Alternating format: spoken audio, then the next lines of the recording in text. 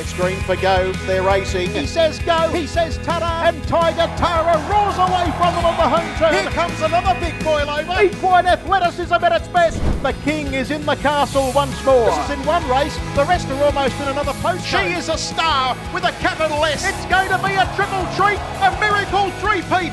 Ladies and gentlemen, you have witnessed history here at Menangle. What about that? It's getting right up on the sprint lane and it's going to bolt in.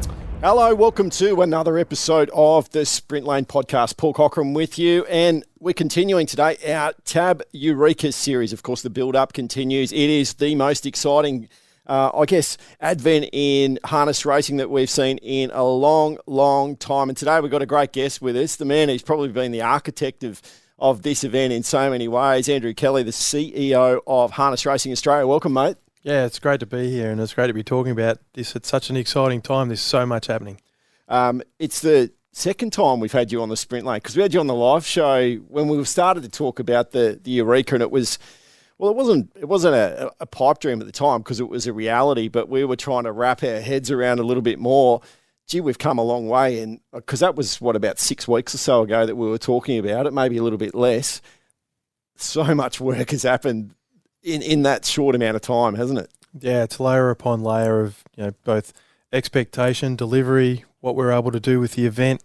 And one of the great things about this is being able to present harness racing in a way that's never been presented before, and being able to come up with such great partners in yourselves at Harness Racing New South Wales and Club Menangle. And I know I keep saying it, TAB as well.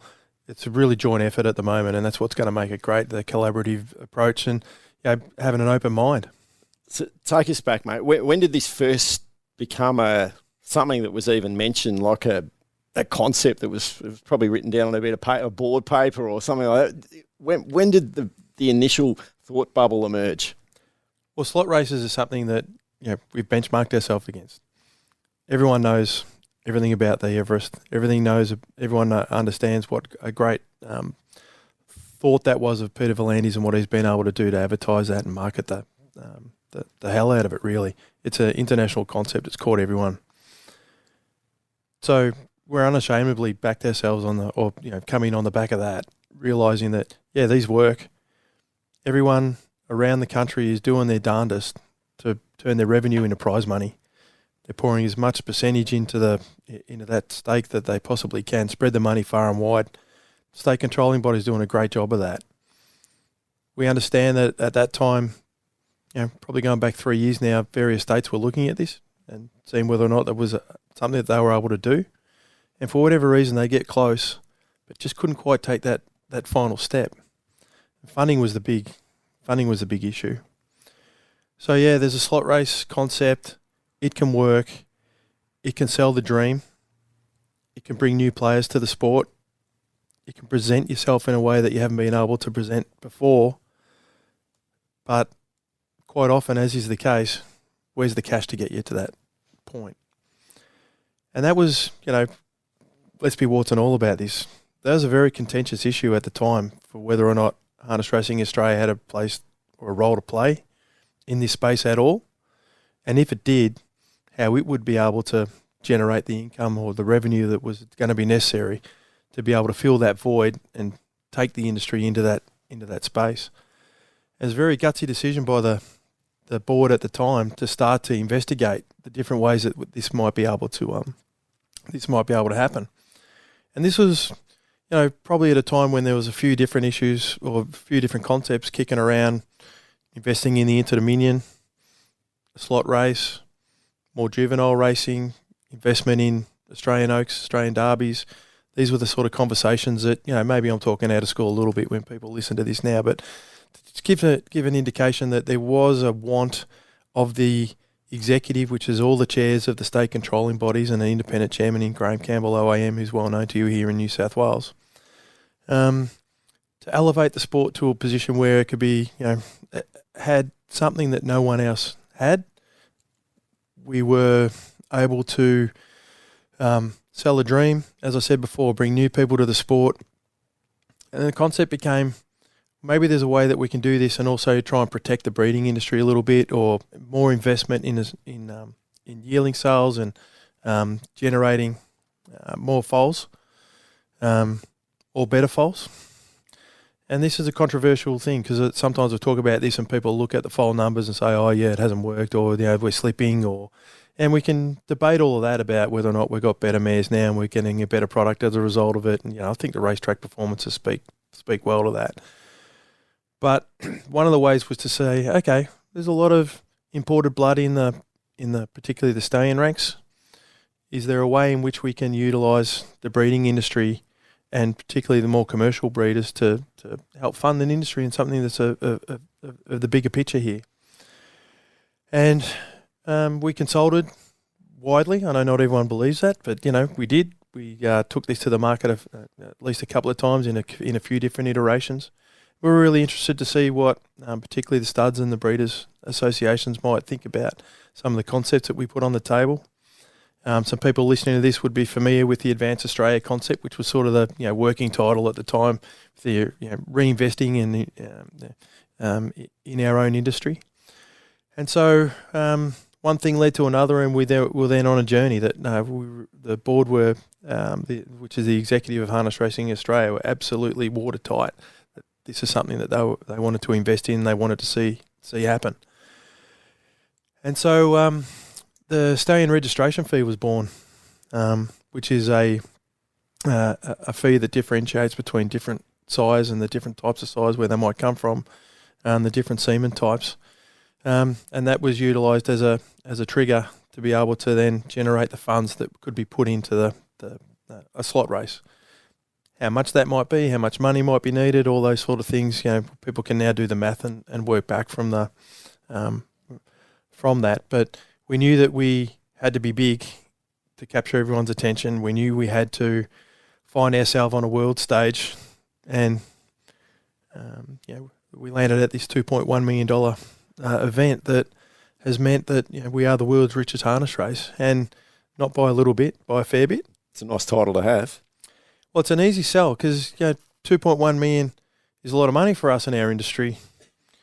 But when a lot of people might understand the racing industry, that amount of money mightn't seem like a lot, particularly when you're putting against the Everest and Golden Eagles and Melbourne Cups and all these types of things. But when you're the biggest in the world, it's a real cut-through message. And I understand the criticism and I understand the opinions, and I respect those people that have had sort of thoughts about whether or not this was the right way to spend money or the right way to generate the revenue or the right way to head.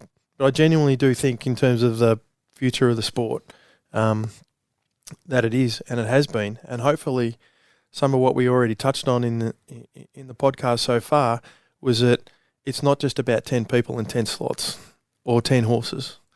There's lots of layers to this that has actually introduced or reintroduced the sport from a marketing perspective, a presentation perspective, but also so many of these horses, they have connections and stories, and there's still some to unfold. The way in which we saw the Hayden run recently up in Queensland, the benefit to that industry with having that race. Now Shannon Price has got a runner in the race. She owns the horse. She bought the barrier. It's probably a $200,000 night for her. Yeah. She's guaranteed $45,000 at the end of the at the end of the 2nd of September. Worst case scenario, it's a great outcome. Yeah, things are kicked off down in Tassie now. What a great, and having been at their awards night at the end of the last racing season, and to a person at the end of their awards, they all spoke about the Eureka and what an exciting thing it was for them. So their entire industry's got behind it. They understand how good it is for them to be a part of it. They're really thrilled. So we've got that state angle, we've got that entrepreneurial slot holder angle, we've got Wayne Loader, what a ripping fella, what he's bringing to the table. Zavatanos is so many parts of this, and I know they get a bit of publicity themselves, but Aaron Bain and Summit Bloodstock and what they're bringing, they'll bring best part of 500 people to the event, and all the people that they're sharing their stories with along the way. So even choosing the slot holders was epic in its own way. We're oversubscribed. Okay, gee, a lot of people got to the point where they thought they might have a slot race, but couldn't then work out whether or not they'd have enough money on the table to be able to run the event, and then the other part was, will I actually be able to sell enough slots? And here we are sitting there with more people interested than we. Yeah. So then we run a process, Early on, you talked about breeding and and stimulating the economy of harness racing through breeding, and on the infancy of drawing this up. I think one of the really interesting things around the conditions of the race is that it is purely for Australian bred 3 and 4 year old pacers. Can you take us inside the thinking and the logic around that, and I guess ensuring the integrity of Australian breeding? Yeah, that's right. And quite often I hear it ringing in my ears, directors around our board table, we are Harness Racing Australia. What can we do to better protect, to better promote, to better look after? And protectionism sometimes is a dirty word, and a lot of people don't like that in a free market. I understand that too. But if we look at further afield, and probably the country going the best at the moment in our sport of harness racing is the French. There's only 16% of races over there that are open races. The rest of them are for French bred only. They've made not a career out of it, but they've built an industry on the back of protectionism. Now, I'm not saying that we're going to go that far, but what we have done is we've protected this race. Some layers in place. And got that in place. Yeah. And we haven't necessarily had, and I don't know whether or not the Eureka will become this, but I hope it will, that it becomes a stallion-making race. We haven't really had the Caulfield Guineas type race that, has been a stallion-making race that the thoroughbreds have had. And, I'm sorry if some ways we refer to the thoroughbreds a little bit, because we don't have to be the thoroughbreds. We don't have to be like the thoroughbreds. We can be our own people. I get that.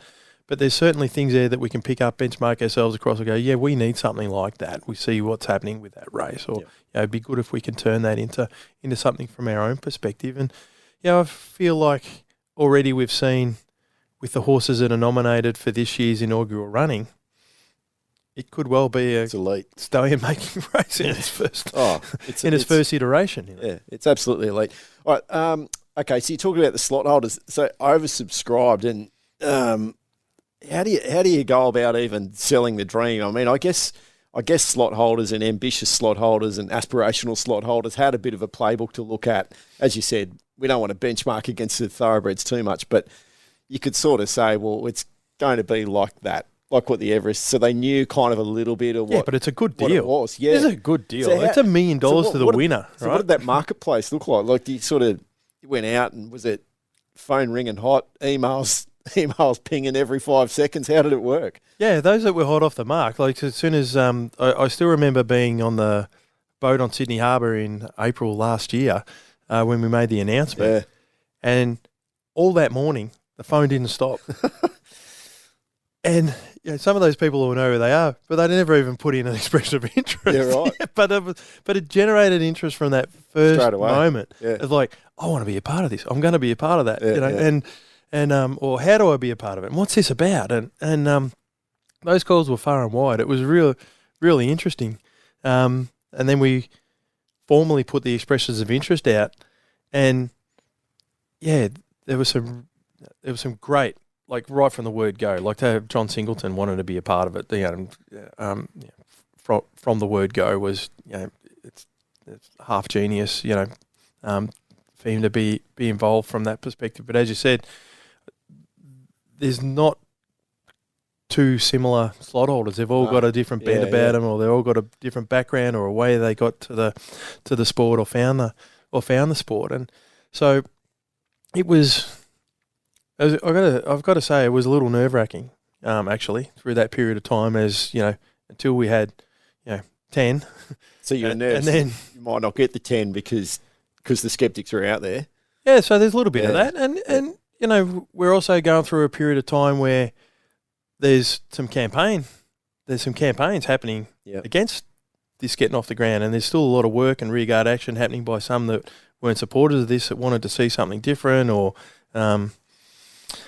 certainly have their say. The pandemic as well, where economies were struggling to some extent.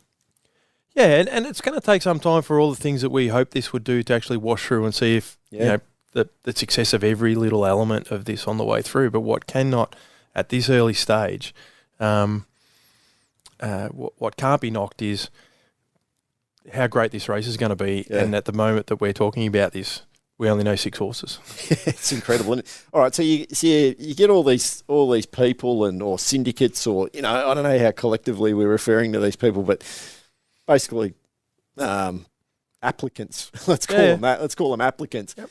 How do you then? Because what I think is fascinating about the 10 that have been chosen is, and you just alluded to this, they're all coming in with a different story and a different way to approach it, whether it be around how they select their horse, what pomp and ceremony and pageantry they're going to bring around that slot, how they're going to market the event in their own right, which adds into this big mix of marketing the event as a complete it's a real melting pot. There's no doubt. So those criteria must have been, and those pitches that people said, hey, well, I want to be a slot holder because I want this, but I've got this idea that's going to do this. That must have been cool to sift through some of the ideas that people had as well. And that's exactly what happened. It was, tell us what you can do for us. So this is what we can do for you. Here's how this will roll out. Yep. This is what you can be a part of. Yep. There's only 10 tickets. You get it for 3 years. Costs you $300 to win $3 million. If we're looking at that, that's a great deal. Like worst case scenario, you get 45 for running last, but you'd think that you're having a shot at the stumps to at least finish top 5 in the 3 years. Yep. So then the application stage was in like benchmarking against, okay, how and whom do we think out of those that we've got in front of us at the moment will do the best job for the event? And I keep saying the event, it's not a 1 year. It's not a 1 year thing. The event is actually 3 years.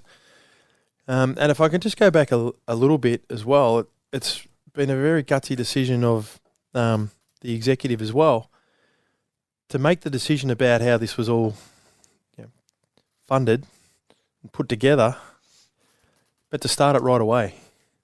Because in some ways, when you think about the Australian registration fee, which is the foundation of the event, we still haven't started collecting money for that, because the foals haven't hit the ground from the first year in which that registration fee was introduced. Yep. Yet we've had the confidence to move forward right from the word go and make it happen. And it's still only for Australian bred horses. So, there's lots of parts of this, and there's been a lot of galvanised driving force of a lot of people to make this happen. So, I'm really happy to be sitting here and as part of the introduction saying, you've made this happen or whatever else, but whoever was sitting in this chair would have been given that role to bring it to life. Because such was the wherewithal or the determination of the people who run Harness Racing Australia. And contrary to popular opinion, that's not Andrew Kelly. It's the members of Harness Racing Australia. No, I get that. Who all make those decisions. And you're being humble in that, in some respect, but someone's got to, carry the can when it comes to the administration of it. The day you launched it, too, we were blessed with out on Sydney Harbour, beautiful sunshine, like all the elements just. Well, it was our second go at it because we had to scratch the first time because there was floods. And, yes, and it would have been a bit of a tin ear to be to be launching something on a day, in A, those conditions, but then B, when so many people within even the industry in New South Wales were doing it really tough at that time, and that should never be forgotten by any of us. What a lot of people had to go through, and I was reminded of some great stories, or almost heroic stories out of Eugowra, during the week with different things that happened there, and credit to those people to be able to have the wherewithal to continue to do what they could for our industry in spite of what was happening in their personal lives at that time. But we were absolutely we were blessed with a few things that day. One was the weather and the calmness of the seas, because I don't go all that great, to be honest. Out on the water. John Singleton got a little loose, which is always good for a headline and live on national television. Yep. Yeah, exactly right. But also some credit where it's due that quite a few of the young licensed drivers and trainers within New South Wales could understand this concept from the word go. And again, despite what they thought might come their way, they were more than happy to put their heads and their face on the line and get right behind the concept. And full credit to them as well. They did a really good job on that day, and being great supporters of the concept all the way through. So, and the conversation about the TAB Eureka, I don't think it's stopped since then. Like, it's happening hour by hour for us because we're like knee deep in it. Yeah. Actually, probably neck deep in it, to be honest. But it's people have just wanted to talk about it from that word go. So it was like, who's going to get a slot? How will the slots be determined? How are the conflicts going to be managed out of this? In terms of who the slot holders are, who's going to host the event, who are the horses going to be, who's the entertainment going to be, how are you going to do the barrier, draw? Yeah. How is all this stuff going to happen? It's just been a bouncing ball all the way through with anticipation and interest. Yeah, and that's the thing, and it's not just a race meeting. It's probably the race is one part of it, but probably much bigger than that is the event that goes around the race. That's what we found, and obviously you're far more detailed in all of this than I am. I'm a bit player in the little bit that I do, and it's the understanding of the magnitude of this thing. I'd forgotten about it, to be honest. It's a Herculean event to be putting together. Like, it's been a long time since I've run events, since my days in cricket and AFL footy and working in administration there. So, having sort of moved across into full-time regulation or administration, if you like, through various roles within the harness racing industry, and including in this, I'd forgotten how big a job it is, every little detail, every part of it, and it's only getting more difficult with, licenses and being able to have your contracts and everything up to scratch and in place. And that includes with, the slot holders themselves. And TAB, who we've mentioned before, are a great naming right partner of this, but ensuring that all their rights are protected. And there's a lot happening in the wagering space at the moment, and there's also a lot to protect from this event perspective. So all the slot holders had to be able to have the wherewithal to sign on to our obligations and expectations of them as well, which we probably forget about sometimes. But they are a promotional network or channel for us through this as well. Mate, you recently went to Sweden. Was that part of the recce on the Eureka in some ways, of saying, well, how are these big grand scale events in our sport internationally doing this? And we're unashamedly prepared to take things from events that are done well. Was that part of that? Yeah, it was a little bit. It was also to support Greg Sugars and Jess Tubbs while they were there, and ensure that language barriers and that type of thing didn't get in the way of them being able to perform at their best. And then we all know what happened on that particular day, which was sort of beyond control, if you like. But in terms of setting it up and making sure there was someone on the ground to help them out at that time, because some people would be familiar that I've had the great fortune to visit Sweden on a number of occasions and get to know a lot of the people there, a lot of the administrators, whether it be at ATG or Sphinx Travsport or trainers, and Stig Johansson himself. I've had the benefit to meet him on several occasions and build up a bit of a rapport. So there was that part of it. So let's just say the logistics, if you like, and that aspect of it. But it was also just to see where they're at the moment. Where are they still doing the pink bus that takes a driver around, or are they doing something different? Hopefully a lot of people saw the way in which the drivers were presented to the crowd and that pageantry around the pink smoke and the rock star sort of feel, and that doesn't have to happen when the horse goes onto the track. This is done 2 hours before the event in a build-up. It's building momentum for that finale. It's not all done in 12 minutes. It's part of the package, and that's what I'm hoping that people will find when they come to Club and Angle on the 2nd of September, is that this is an entire package. It's not just the race. It's more than that. But we'll all feel really proud and happy about what we've been able to put on. When I say we, I'm talking on the whole industry. Yeah.